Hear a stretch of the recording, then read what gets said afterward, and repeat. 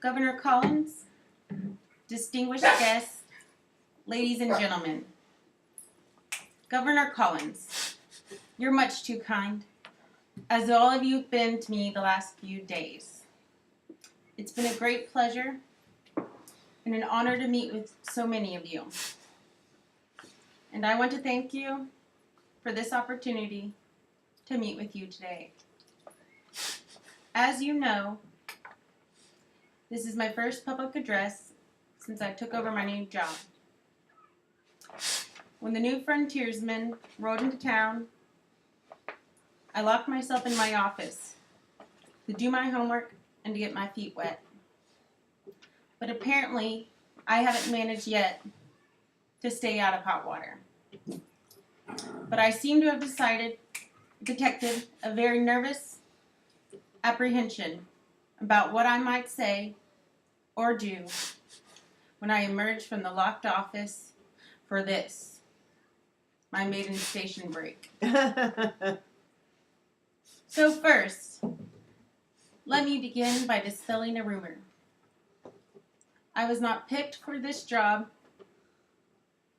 because I regard myself as the fastest draw on the new frontier.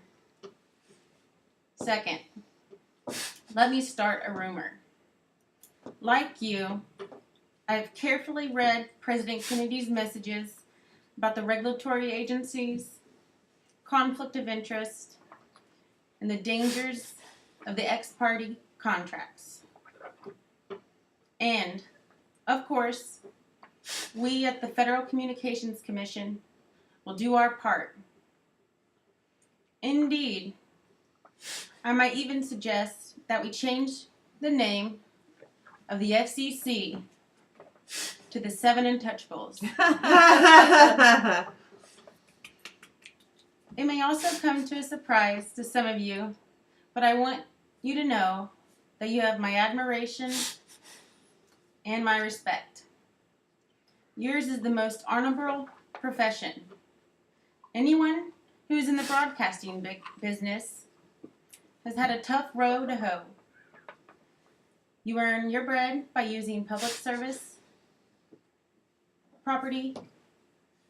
When you work in the broadcasting, you volunteer for public service, public pressure, and public regulation.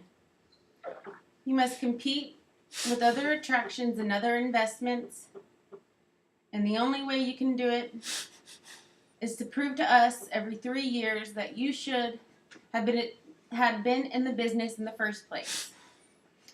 I can think of easier ways to make a living, but I cannot think of more satisfying ways. I admire your courage, but that doesn't mean that it would make life any easier for you. Your license let you use the public airways as trustees for 180 million Americans. The public is your beneficiary. If you want to stay on as trustees, you must deliver a decent return to the public, not only to your stockholders.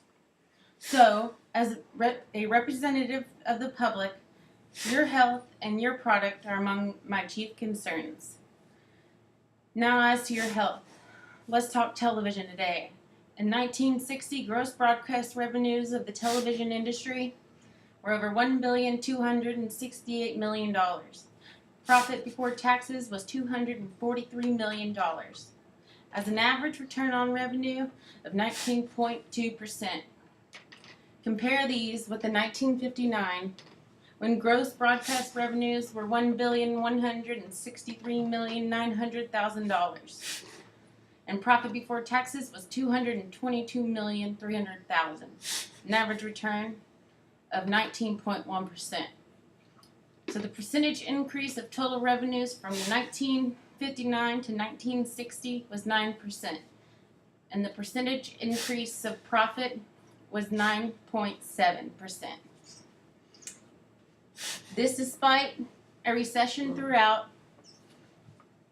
the country. For your investors, the price has indeed been right. So I have confidence in your health, but not in your product. It is with this and much more in mind that I come before you today. Thank you.